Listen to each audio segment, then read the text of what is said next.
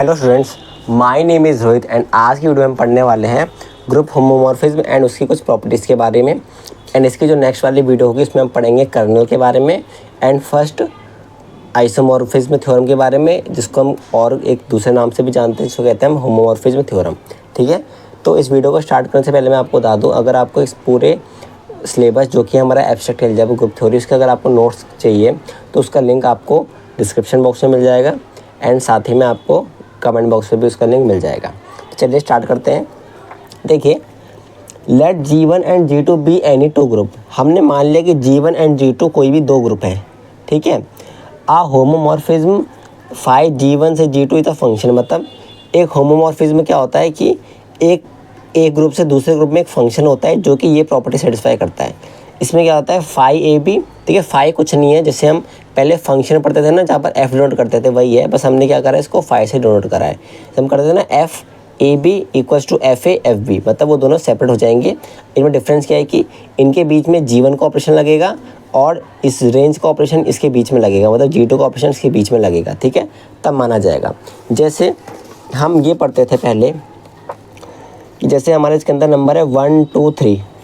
ठीक है, और इसके अंदर नंबर है 1 2 3 4। ठीक है, हम पढ़ते थे ना कि f x equals to x plus one, मतलब यहाँ के जो नंबर है वो एक्स प्लस वन में होंगे। मतलब अगर मैं यहाँ 1 डालता हूँ तो 1 यहाँ कहाँ जाएगा, 1 प्लस 1 1 2 पे जाएगा, 1 2 पे गया, 2 डालूंगा तो 3 पे जाएगा, 3 4 पे जाएगा। ठीक है, तो ये एक तरीका होता है बताने का कि हमारा जो फंक्शन है वो किस तरह से मैप हो रहा है। ठीक है, तो बस सेम वही है यहाँ पर। तो यहाँ पर क्या है, इस फंक्शन को मैप करने का उसका तरीका बता रखा है कि अगर वो ये वाला ऑपरेशन सेटिस्फाई करता है तब हम बोलेंगे कि वो ग्रुप होमोमॉर्फिज्म है। ठीक है, तो देखिए एक एग्जांपल देखते हैं। जैसे कि हमने क्या लिया, पहला ग्रुप लिया हमने इंटीजर, जिसके साथ हमारा था एडिशन वाला ऑपरेशन, एंड सेकेंड हमने लिया एडिशन मॉड्यूलो n, जहाँ पर हमारा क्या था, ये वाला ऑपरेशन इसके साथ। ठीक है, तो यहाँ पर हमने इसकी मैपिंग कैसे डिसाइड करी है, phi x equals to x mod n करके। ठीक है, क्योंकि बताइए कि मॉडर्न लेंगे तभी वो हमारा इसमें मैप करेगा। ठीक है, तो देखिए हमें क्या करना है, ये प्रूफ करना है। हमें क्या करना है, यहाँ दो एलिमेंट लेंगे और उन दोनों को सेपरेट प्रूफ कर देंगे। तो हमने क्या करा, यहाँ पर x था तो हमें दो एलिमेंट चाहिए। अब दो एलिमेंट x एंड y लेंगे, बट इसके बीच में ऑपरेशन कौन सा आएगा, G1 का ऑपरेशन। तो G1 का क्या ऑपरेशन है, हमारा प्लस वाला ऑपरेशन है। तो हम क्या लिखेंगे, x प्लस वाई, क्योंकि देखिए ना यहाँ पर a एंड b है, तो यहाँ भी हमें a एंड b लेना था, बट इसके बीच में ऑपरेशन G1 का है, तो हम क्या लेंगे a प्लस बी। तो मैंने क्या करा, a प्लस बी की जगह x प्लस वाई लिया, तो x की जगह मैंने x प्लस वाई लिया। अब x प्लस वाई कहाँ जाएगा, x प्लस वाई मॉडर्न की तरफ जाएगा। ठीक है, क्योंकि हमने क्या करा, x की जगह x डाला तो हमने x प्लस वाई की जगह x प्लस वाई रिप्लेस कर दिया। अब देखिए जैसे ही ओपन होगा तो मॉडर्न यहाँ पर जाएगा, मॉडर्न इसमें लगेगा एंड इसके बाहर से एक और मॉडर्न लगेगा। ठीक है, अब आप सोच रहे होगे कि ये तो ठीक है बट ये एक्स्ट्रा मॉडर्न क्यों है। देखिए ये इसलिए आया क्योंकि अगर कभी कभी क्या होता है ना, जैसे मान लेते हैं हमारे पास है 3 mod 4। आपको पता है ना 3 mod 4 में क्या होता है, हमारा रिमाइंडर कुछ नहीं आता, 3 ही रहता है। बट कभी कभी क्या होता है कि अगर मैंने माना इसको सेपरेट कर दिया, ठीक है, मेरे जैसे यहाँ पर 3 mod n आ गया और यहाँ पर आ गया मेरा 4 mod n। ठीक है, यहाँ पर मेरा आ गया 4 नहीं मानेंगे, 2 mod n आ गया, मान लेते हैं 2 mod 4। ठीक है, क्योंकि मॉड तो सेम है ना। देखिए मॉडर्न की जगह मैंने क्या लिया, यहाँ पर mod 4 लिया। यहाँ मेरी वैल्यू मान लेते 3 थी, मतलब x की वैल्यू मेरी 3 थी और इसकी वैल्यू 2 थी, तो मेरे 3 और 2 आया। ठीक है, अब देखिए अब इसकी वैल्यू ऐड करने पे क्या आ रही है, 5 mod 4 आ रही है। ठीक है, मतलब कि जब ये ऐड हो रहा है तो ये 5 से बड़ा आ रहा है ना, क्योंकि देखिए ना ये यहाँ से बड़ा आ गया। तो हमने क्या करा, इसके बाहर एक और मॉड इसलिए लगाया ताकि ये इसको काट के क्या बन जाए, 1 mod n में कन्वर्ट हो जाए। मॉडर्न मतलब mod 4 में कन्वर्ट हो जाए, इसलिए हमने क्या करा, इसको सेपरेट करने के लिए ये वाला हो गया और ये मॉडर्न अलग से हो गया, ताकि अगर ये ज़्यादा बड़ी वैल्यू आ जा रही है तो उसको छोटा करने के लिए। ठीक है, अब देखिए फाई एक्स मतलब अब हमें पता ही है कि एक्स मॉडर्न क्या होता है, एक्स मॉडर्न था फाई एक्स और हमारा वाई मॉडर्न क्या हो गया, 5y। ठीक है, तो इसके बीच में ऑपरेशन क्या लग गया हमारा, ये वाला n का, क्योंकि हमारा ये वाला ऑपरेशन आएगा। ठीक है, क्यों, देखिए ये तो हमने ये कन्वर्ट कर दिया, ये हमने इसमें कन्वर्ट कर दिया, बट जो ये मॉडर्न था इससे क्या हुआ, ये हमारा इसमें कन्वर्ट हो गया, मतलब ये ऑपरेशन इसमें कन्वर्ट हो गया। ठीक है, आई होप आपको समझ आ गया होगा। अब हम कुछ प्रॉपर्टीज़ देखेंगे इसकी। ठीक है, एंड आज की वीडियो में इसकी प्रॉपर्टीज़ हमारी पूरी भी कंप्लीट नहीं हो पाएंगी, तो नेक्स्ट वीडियो में हम जब कर्नल एंड आपको फर्स्ट आइसोमॉर्फिज्म थ्योरम बताएंगे, उसके साथ ही मैं आपको 2-3 बची हुई प्रॉपर्टीज़ भी बता दूंगा। ठीक है, तब हमारा ख़त्म हो जाएगा ये वाली यूनिट। तो देखिए पहली प्रॉपर्टी क्या है, प्रॉपर्टी से पहले मैं आपको एक और बताता हूँ ऐसे ऊपर वाले की तरह। ये देखिए यहाँ पर हमने क्या लिया, फाई GLN F से लेके F तक, ठीक है। इसका मतलब है कि जर्नल लीनियर ग्रुप है ये हमारा, जो क्या है हमारी n क्रॉस n की मैट्रिक्स है, जहाँ पर उस n क्रॉस n मैट्रिक्स के अंदर जो एलिमेंट्स है वो हमारे फील्ड से आ रहे हैं, ठीक है।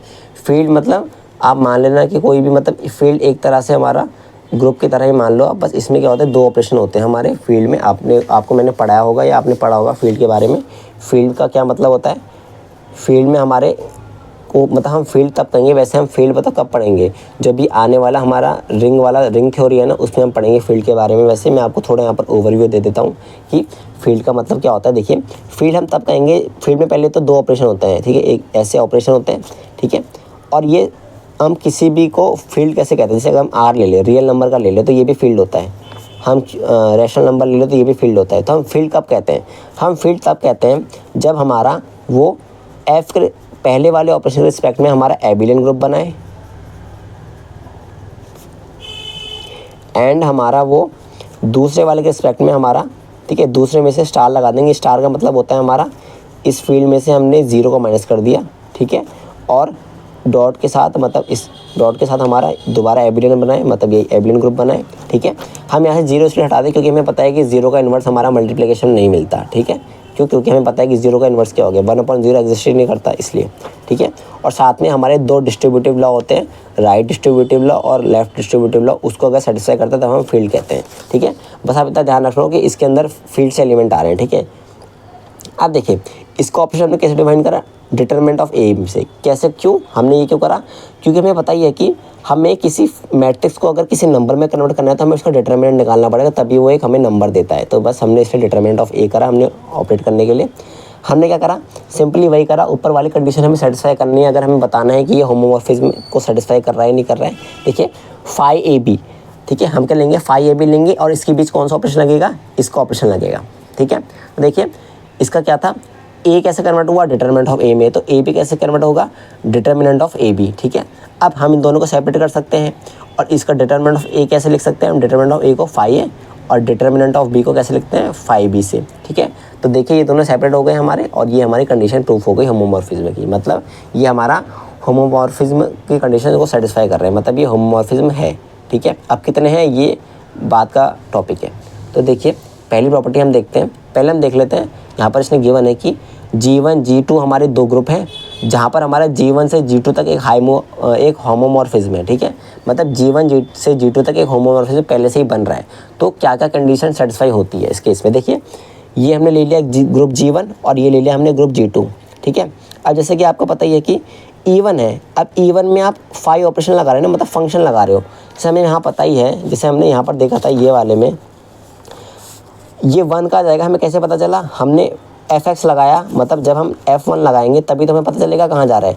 वैसे हमने यहाँ उसमें क्या करा, फाई से डिनोट कर दिया, मतलब फाई एक्स लिख दिया हमने x+1, तो फाई 1 ही तो हमारा डिनोट करेगा कि फाई 1 जाएगा कहाँ। तो वैसे यहाँ पर है कि E1 का जाएगा फाई E1 में, जो कि यहाँ आ रहा है।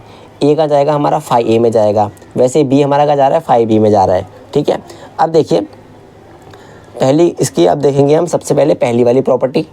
देखिए पहली वाली प्रॉपर्टी ये कह रही है कि जो हमारा E1 है, E1 मतलब जो पहले ग्रुप की आइडेंटिटी है, उसमें जब हम ये फंक्शन लगाएंगे तो वो कहाँ जाएगी, दूसरे वाली आइडेंटिटी पे जाएगी, मतलब ग्रुप के दूसरे वाली आइडेंटिटी पे मैप होगी। मतलब ये E1 का मैप होगा दूसरे वाले ग्रुप के आइडेंटिटी, जिसको हम क्या कह रहे हैं फाई E1 मतलब E2 के बराबर होगा, मतलब इस दूसरे वाले ग्रुप की आइडेंटिटी के बराबर, ठीक है। तो हमने मान लिया पहले E1 एंड E2 दोनों आइडेंटिटी हो गई G1 एंड G2 की, ठीक है। यहाँ पर हम प्रूव कर रहे हैं इस इक्वेशन को। तो देखिए फाई E1 में मैं, आपको पता ही है कि E1 को मैं, E1 में जो आइडेंटिटी है उसको मैं दोबारा E1 लिख दूँ तो कुछ फ़र्क नहीं पड़ेगा, क्योंकि दोनों आइडेंटिटी तो सेम ही होती है, ठीक है। क्योंकि आपको पता है कि आइडेंटिटी को किसी के साथ भी करो तो वो खुद ही देता है, तो इसलिए मैंने इसको ऐसे लिखो तब भी यही आंसर देगा। तो मैंने इसको ऐसे से ऐसे कन्वर्ट कर दिया। अब हमें पता है कि होमोमॉर्फिज्म की प्रॉपर्टी क्या करती है, दोनों को ना सेपरेट कर देती है, तो इसको ऐसे अलग अलग सेपरेट कर देगी, तो हमने पहली इक्वेशन बन गई। अब देखिए जैसे हमें पता ही है कि फाई E1 G2 में बिलोंग करते हैं, मतलब जो फाई E1 है ये हमारा G2 वाले ग्रुप में बिलोंग करता है, तो क्या होगा, हम फाई E1 के साथ आइडेंटिटी 2 मल्टीप्लाई करें, मतलब इस ग्रुप की आइडेंटिटी को मैं फाई E1 के साथ मल्टीप्लाई करूँ तब भी मेरे को कोई फ़र्क नहीं पड़ेगा। सेम ऐसा वाला केस आ गया, क्यों? क्योंकि फाई E1 में मैं E2 से करूँगा तब भी मेरे को फाई E1 ही मिलना है, तो हम इससे ये कन्वर्ट कर सकता हूँ। तो E2 फाई E1 क्या हो जाएगा, हमारा फाई E1 ही रहेगा। हम क्योंकि हम क्या कर सकते हैं ना, फाई E1 में अगर मैं E2 से ऑपरेट भी कर दूँ तब भी मेरा सेम यही आंसर देगा। तो ये हमारी दूसरी इक्वेशन हो गई। हम क्या करेंगे, देखिए ये E1 से हमें ये मिला और इस E1 से हमें ये मिला, तो मैं इन दो इसको और इन दोनों को इक्वल पुट कर दूंगा। तो चलते हैं नेक्स्ट वाले पेज पर। अब देखिए यहाँ पर मैंने दोनों को इक्वल पुट करा एंड कैंसिलेशन लॉ के हिसाब से मैंने, मतलब राइट कैंसिलेशन लॉ के हिसाब से मैंने इसको इससे कट करा, तो ये दोनों इक्वल आ गए, तो मैंने प्रूफ कर दिया। ठीक है, अब चलते हैं इसकी सेकंड वाली प्रॉपर्टी पे। सेकंड वाली प्रॉपर्टी क्या कह रही है, if A belongs to G1, अगर ए हमारा G1 में बिलोंग कर रहा है, मतलब ग्रुप 1 में अगर हमारा एक एलिमेंट ए बिलोंग कर रहा है जहाँ पर, ठीक है, जहाँ पर हमारा m बिलोंग कर रहा है इंटीजर से, तो हमारा क्या होगा कि जो फाई ए के पावर m होगी वो इसके बराबर होगा। ठीक है, तो अब देखिए हम चलते हैं इसके प्रूफ पर। ठीक है, हमें क्या प्रूफ करना है कि ये इसके बराबर है। ठीक है, तो देखिए सबसे पहले मैं आपको बताता हूँ, इसमें इंटीजर में 3 चीज़ें आती, एक तो नेगेटिव वाले सारे आ गए नंबर्स, एक ज़ीरो आ गया और बाकी हमारे नेचुरल नंबर्स हो गए। ठीक है, जो नेचुरल नंबर्स है उसके लिए तो हम यूज़ करते हैं प्रिंसिपल ऑफ मैथमेटिकल इंडक्शन। ठीक है, बाकी ज़ीरो के लिए अभी हम प्रूफ करेंगे और माइनस वालों के लिए भी नीचे प्रूफ करेंगे। तो पहले मैं करता हूँ ज़ीरो के लिए। तो देखिए मैंने m की जगह ज़ीरो पुट करा, तो e की पावर ज़ीरो क्या होता है, किसी भी एलिमेंट की पावर ज़ीरो करूँगा मैं, क्योंकि ये तो हमारे पहले, क्योंकि जो ये a है ये तो हमारा पहले वाले से बिलोंग कर रहा है, तो a की पावर ज़ीरो क्या होगा, E1 होगा। ठीक है, और यहाँ पर भी हमारा m की जगह ज़ीरो आ जाएगा। तो और जो ये है हमारा, ये तो हमारे दूसरे ग्रुप का एलिमेंट है।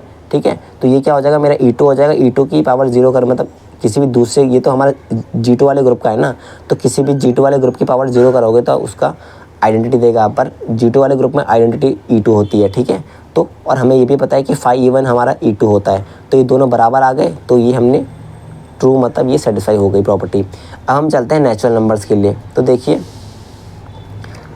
इफ़ m इक्वल्स टू 1, ठीक है, मतलब अगर हमारा m 1 है तो हमारा क्या होगा, फाई ए इसकी पावर 1 कर दो, कि फाई ए की पावर 1 होगी ना, तो ये हमारे इसके बराबर हो गई, तो ये ट्रू है। अब हम लेट करेंगे कि m को k पुट करेंगे एंड मान लेंगे कि ये ट्रू है, तो ये हमारा हमने लेट कर लिया कि ये ट्रू है। अब हम लेंगे m इक्वल्स टू k+1 और इसको प्रूफ करेंगे। तो हमने क्या करा, a की पावर k+1 लिया, इन दोनों को हम सेपरेट ऐसे कर सकते हैं कि ठीक है। अब हमने क्या करा, इन दोनों को अलग अलग कर दिया, क्योंकि हमें पता ही है कि होमोमॉर्फिज्म में ये सेपरेट कर देता है, तो उसे सेपरेट कर दिया। अब फाई ए के इसको हम कैसे लिख सकते हैं, फाई ए के लिख सकते हैं, तो हमने इसको फाई ए के लिख दिया एंड साथ में जो फाई ए होता है उसका मतलब क्या हुआ, +1। ठीक है, तो ये ऐसे हो गया, hence proof, so true for all n। ठीक है, तो मतलब ये सारे नेचुरल नंबर के मैंने प्रूफ कर दिया, ऊपर मैंने ज़ीरो के लिए भी प्रूफ कर दिया।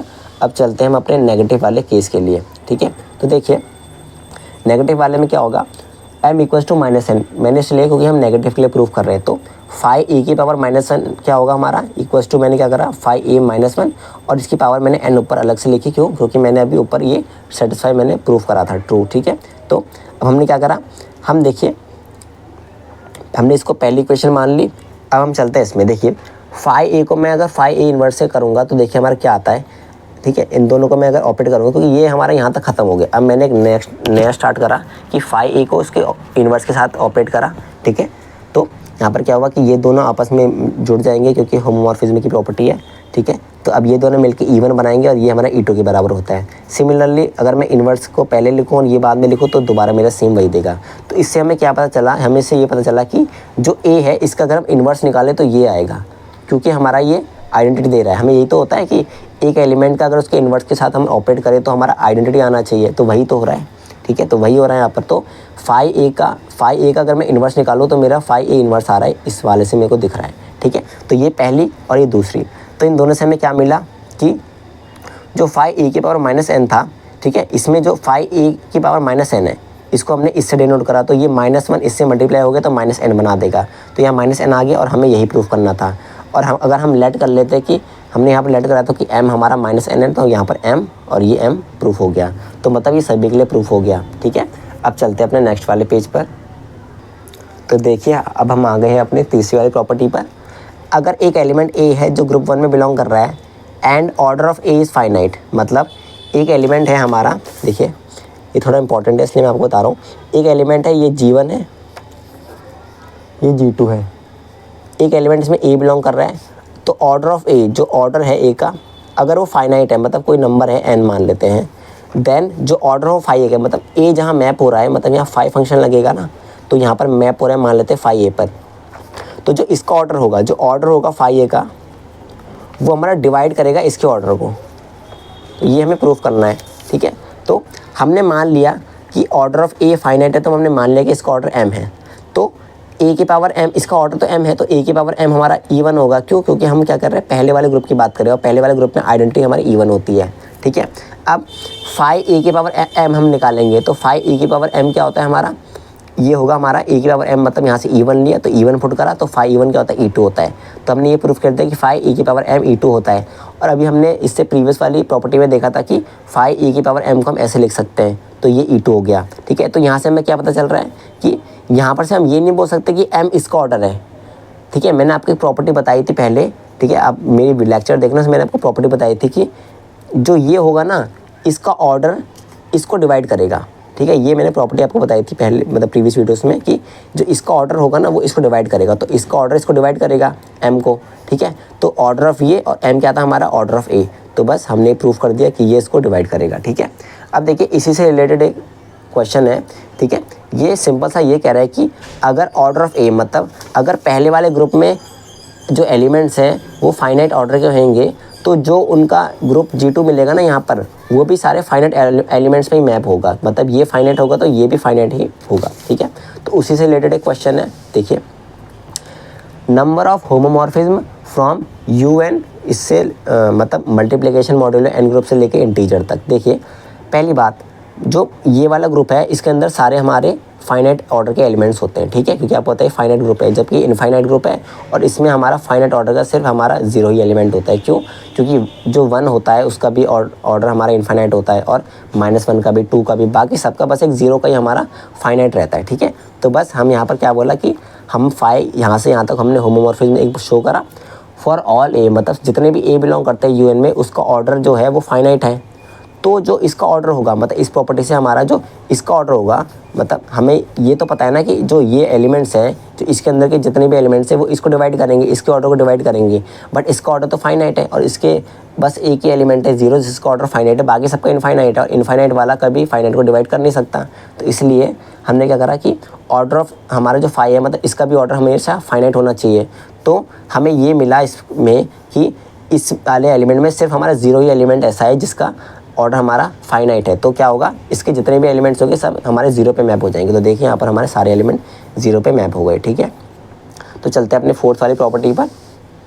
तो देखिए फोर्थ प्रॉपर्टी क्या कह रही है, लेट H सब ग्रुप है G1 का, मतलब हमने मान लिया कि H हमारा सब ग्रुप है G1 का। देखिए ये हमारा ग्रुप G1 है और H इसका सब ग्रुप है, मतलब छोटा सा पार्ट है, ये भी हमारा ग्रुप बना रहा है, तो ये हमारा H सब ग्रुप हो गया।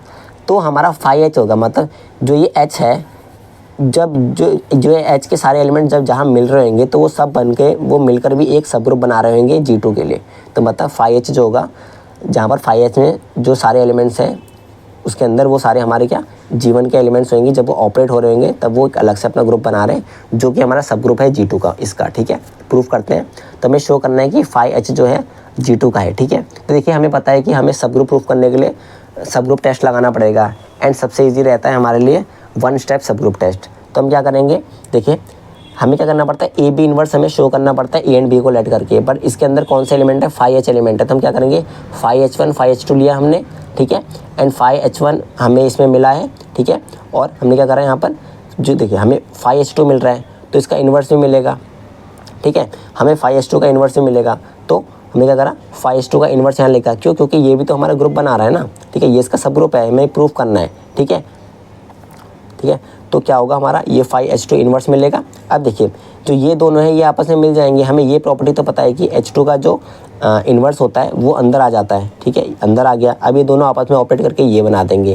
तो हमने प्रूफ कर दिया ए बी इन्वर्स, हमने प्रूफ कर तो दिया, ए बी को लेट करा और हमने प्रूफ कर दिया ए बी इन्वर्स, ठीक है। तो हैंस प्रूफ। अब चलते हैं अपने नेक्स्ट वाले पेज पर। तो देखिए नेक्स्ट वाले पेज पर हमने 5th पॉइंट क्या लिखा कि अगर के हमारा सब ग्रुप है G2 ग्रुप का, मतलब के हमारा सब ग्रुप है इस G2 का, मतलब जो ये के है ये हमारे G2 का सब ग्रुप है, ठीक है।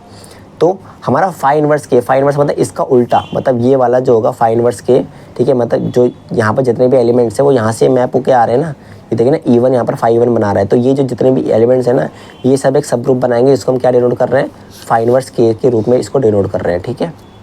तो वही यहाँ पर हमें बता रहा है कि ये फाई इनवर्स के हमारा G1 का सब ग्रुप होगा, जहाँ पर हमारे क्या क्या एलिमेंट होंगे इसके अंदर, वो सारे एक्स एलिमेंट्स जो कि हमारा 5x मतलब जो यहाँ पर हमारा ग्रुप बना रहे हैं, मतलब यहाँ पर हमारे जाके मिल रहे हैं, ठीक है। तो इसको भी सेम हम वैसे ही प्रूफ करेंगे। फाई इनवर्स K1 एलिमेंट लिया, फाई इनवर्स K2 लिया, हमें पता ही है कि इसका इन्वर्स मिलेगा। तो इसका क्योंकि ये हमारा उस ग्रुप का एलिमेंट है ना, G1 ग्रुप का ये एलिमेंट है, एंड G1 तो हमारा ग्रुप है पहले से, तो उसके अंदर हमें इसका इन्वर्स तो पक्का मिलेगा। तो इसका इन्वर्स मिला, ये हमारा अंदर आ जाएगा प्रॉपर्टी के हिसाब से जो अभी हमने पढ़ी थी, ठीक है। तो ये दोनों मिलकर क्या बन जाएगा, ये बन जाएगी। तो हमने प्रूफ कर दिया AB इन्वर्स हमारा G1 में मिल रहा है, ठीक है। जहाँ पर हमारा ये K1 क्या है, 5x1 है, मतलब 5x1 मतलब जो ये यहाँ पर वाले मिल रहे हैं, ठीक है, और K2 वाला है, ठीक है। तो सिंपल से हमने ये प्रूफ कर दिया, ठीक है। ये बस आपको प्रॉपर्टी ध्यान रखनी है, प्रूफ की ज़रूरत नहीं है क्योंकि प्रूफ आता नहीं है, बस आपको समझाने के लिए मैं प्रूफ लाया हूँ, ठीक है। अब चलते हैं 6 वाले क्वेश्चन प्रॉपर्टी पर। अगर H हमारा नॉर्मल सब ग्रुप है, ठीक है। अब मैं सब ग्रुप की नहीं, नॉर्मल सब ग्रुप की बात कर रहा हूँ। अगर H मेरा नॉर्मल सब ग्रुप है G1 का, तो हमारा जो 5H है, 5H है मतलब जो इसके एलिमेंट्स होंगे इस नॉर्मल सब ग्रुप के जो मैप हो रहेंगे यहाँ पर, वो हमारा सब ग्रुप बनाएगा 5G1 के साथ, ठीक है। इसके साथ G2 के साथ नहीं बनाएगा, वो 5G1 के साथ सब ग्रुप नॉर्मल सब ग्रुप बनाएगा। मतलब देखिए G1 जो है वो हमारा जब मैप करेगा, जब हम G1 को मैप करेंगे, 5G1 करेंगे, तो हमारे अब ये ज़रूरी तो नहीं कि सभी एलिमेंट्स पे मैप करें। जैसे हमने यहाँ पर देखा था, ये एलिमेंट्स इन सब के साथ मैप नहीं कर रहे थे, सिर्फ इतने वाले के साथ मैप कर रहे थे। तो बस वही यहाँ बताया कि अगर ये G1 इतने के साथ मैप कर रहा है, तो जो ये नॉर्मल सब ग्रुप बन रहा है, ये भी कुछ इतने के साथ हमारा नॉर्मल सब ग्रुप बन रहा होगा ऑपरेट करने पर, ठीक है। तो बस यहाँ पर वही बताया, आपको बस ये ध्यान रखना है, ठीक है। And if phi is onto homomorphism. अब देखिए ऑन्टो होमोमॉर्फिज्म का मतलब है कि जो हमारे G2 के सारे ग्रुप है ना, वो भी सब एक साथ आ गए, मतलब जो ये है ये भी कहीं ना कहीं मिल रहा होगा, ठीक है। मैंने यहाँ पर लिखा नहीं है, पर अब बस मान लो कि ये भी मिल रहा है, क्यों, क्योंकि ऑन टू है। ऑन टू का मतलब ये सब भी हमारे कहीं ना कहीं से मिले होने चाहिए, ठीक है। जब ये मिले हुए हैं तो क्या होगा कि अगर H हमारा अगर G1 का सब ग्रुप है, तो क्या होगा, जो हमारा G1 है ना, वो हमारा 5G1 नहीं बना रहा होगा, वो हमारा डायरेक्ट G2 पे मैप हो रहा होगा, ठीक है। तो अब क्या होगा कि जो हमारा 5H मिलेगा हमें, वो हमारा जो नॉर्मल सब ग्रुप है, जैसे यहाँ पर क्या था, हमारा जो G1 था वो हमारा 5G1 तक जा रहा था, क्योंकि ये ऑन टू नहीं था, ये सिर्फ 1 जा रहा था, ऑन टू नहीं था। तो क्या हुआ, ये 5G1 पे मैप हो रहा था। बट इस केस में क्या हो रहा है, नीचे वाले केस में हमारा ऑन टू होमोमॉर्फिज्म से वो पूरे G2 को कंप्लीट कर ले रहा है। तो क्या हो रहा है, जो हमारा 5H है हमारा, वो हमारा G2 का नॉर्मल सब ग्रुप बन रहा है। तो अब चलते हैं अपने 8th वाले पॉइंट पर। तो देखिए 8th वाला देखते हैं प्रॉपर्टीज़ की। इफ़ K हमारा नॉर्मल सब ग्रुप है G2 का, ये भी सेम ऊपर वाली है, बस उल्टा है। मतलब अगर K मेरा इसका नॉर्मल सब ग्रुप है, तो यहाँ पर जो ये एलिमेंट्स है फाई इनवर्स के, ये भी हमारा नॉर्मल सब ग्रुप होगा G1 का, ठीक है। तो अब चलते हैं अपने नेक्स्ट वाले पेज पर। अब देखिए मैं आ गया हूँ अपने 9th वाली प्रॉपर्टी पे, जो क्या कह रहा है कि इसका मतलब सिंपल सा ये है कि देखिए फाई इनवर्स E2, मतलब फाई इनवर्स E2 का मतलब क्या है, पहले तो मैंने E2 ले लिया, और फाई इनवर्स मतलब जितने एलिमेंट्स इस ग्रुप के, मतलब ये ग्रुप G1 है, ये G2 है, मतलब जितने भी एलिमेंट्स इस ग्रुप G1 के E2 पे मैप कर रहे हैं, मतलब ग्रुप G2 के आइडेंटिटी पे मैप कर रहे हैं, वो वाला ऑपरेशन है, ठीक है। तो जो जितने भी मेरे इस ग्रुप के एलिमेंट्स मेरे G2 पे E2 पे मैप कर रहे हैं, वो सब एक अपना अलग से G1 माना, मतलब एक सब ग्रुप एक नॉर्मल सब ग्रुप बनाते हैं इस G1 के साथ, ठीक है। मतलब जितने भी इसमें इतने हैं ना जो इसके साथ मैप हो रहे हैं, तो ये हमारा जो है, ये हमारा एक नॉर्मल सब ग्रुप बनाएगा G1 के साथ, ठीक है। तो उसने वो बनाया, तो इसका मतलब क्या है कि वो सारे x बिलोंग्स टू G1, ठीक है, जहाँ पर कि हमारे ये 5x, मतलब 5x हमारे E2 दे रहे हैं, मतलब जब ये कंबाइन होकर मिल रहे हैं ना, तो ये सब E2 से मिल रहे हैं। 5x हमारे E2 के बराबर है, जो कि हमारा नॉर्मल सब ग्रुप है G1 का। एंड सेम ये वही मैंने ऊपर वाला लिखा हुआ है, ठीक है। तो आई होप आपको ये वीडियो समझ आ गई होगी। इसके जो नेक्स्ट आने वाली वीडियोस में मैं आपको बताऊंगा कर्नल ऑफ होमोमॉर्फिज्म के बारे में और फर्स्ट आइसोमॉर्फिज्म थ्योरम के बारे में। तब तक के लिए ओके बाय।